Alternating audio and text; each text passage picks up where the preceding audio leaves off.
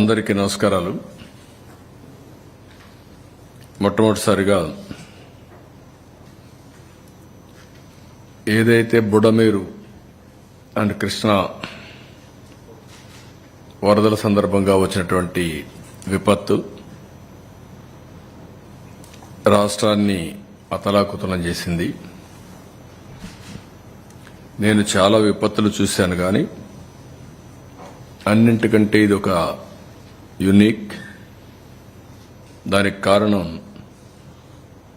ఏ విపత్తు వచ్చినా 1-2 రోజుల్లో నార్మల్సీ వస్తుంది.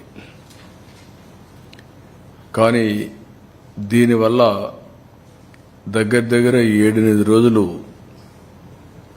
6 నుంచి 7-8 ఫీట్ వాటర్ ఉండే పరిస్థితి వచ్చింది. కొన్ని దగ్గర 9-10 ఫీట్ కూడా వచ్చింది. దీనికి 2 కారణాలు నేను చాలాసార్లు చెప్పాను. ఒకటి, ఫస్ట్ టైం కృష్ణా నదిలో అత్యంత ఎక్కువ ఇన్ఫ్లో ఆఫ్ వాటర్ రావడం. 11.43 lakh క్యూసెక్స్ ఆఫ్ వాటర్ రావడం చరిత్రలో మొట్టమొదటిసారి. ఆ ప్రాజెక్టు డిజైన్ చేసింది 11.9 lakh క్యూసెక్స్ ఆఫ్ వాటర్ డిశ్చార్జ్కి. ఆ ప్రాజెక్ట్ డిజైన్ చేసిన తర్వాత 175 ఇయర్స్ ఓల్డ్ ప్రాజెక్ట్ ఇది. First anicut 100 years British period. Prakasam Pantulu కట్టిన తర్వాత 75 ఏళ్లు, 175 సంవత్సరాలు. దీనిపైన అనేక ప్రాజెక్టులు వచ్చాయి. పులిచెంతల ప్రారంభం, నాగార్ సాగర్, శ్రీశైలం, తుంగభద్ర, జోరాల, పైన ఆల్మట్టి 1 and 2, నారాయణపురం.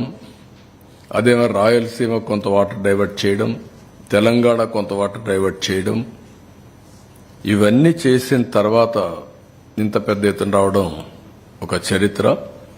భవానీపురంలో నీళ్లు ఓవర్ఫ్లో కావడం, అది ఊహించని కట్ట ఉండేది ఎక్కడో ఉంది. ఆ కట్ట నుంచి వచ్చిన తర్వాత భవానీపురం రోడ్లో ఒకప్పుడు నేషనల్ హైవే, విజయవాడకు వచ్చే మెయిన్ రోడ్, ఇప్పుడు కూడా అదే మెయిన్ రోడ్. ఇప్పుడు బైపాస్ వస్తే తప్ప దాంట్లో నుంచి ఓవర్ఫ్లో కావడం. రెండోది బుడమేరు.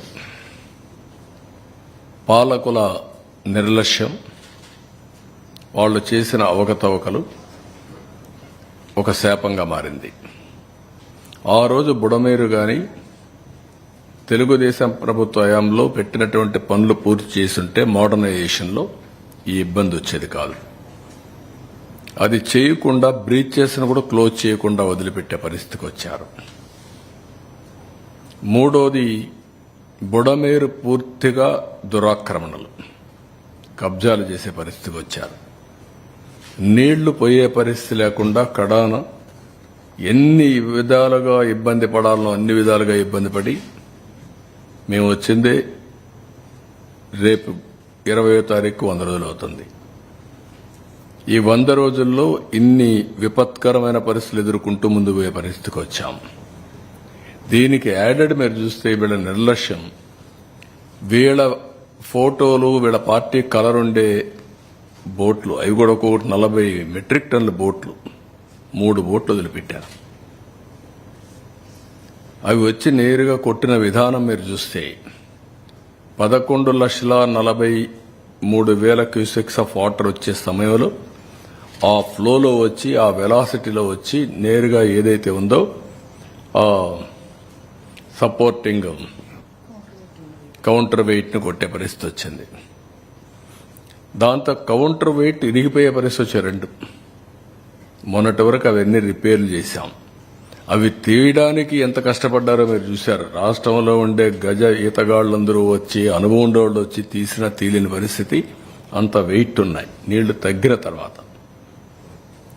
ఇవన్నీ కలిసి మేమందరం కూడా, నేను కానీ, మా మంత్రివర్గం కానీ, మా ఆఫీసర్లు కానీ 10 days